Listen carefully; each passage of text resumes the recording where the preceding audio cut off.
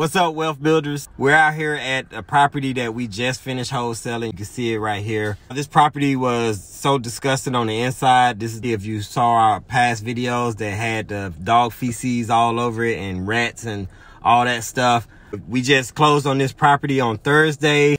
Today is Sunday. We came up here to pick our lockbox up. As you can see, work is already progressing. They already got the dumpster out here. And we know that this property is going to look amazing once it's done. It's going to be so nice. We just wanted to make this quick video to show you guys how fast the process really happens. We closed on this deal on Thursday. Money hasn't even hit our account yet, but they're already out here getting the work done. Everything's going to be redone. It's going to be pretty much a brand new house. So it's going to be great, and it's going to be awesome also for the neighborhood, and they no longer have a nuisance house on their block. So super excited that one of our investor partners was able to get this one. And we're gonna let you guys know how this process, how this rehab is going.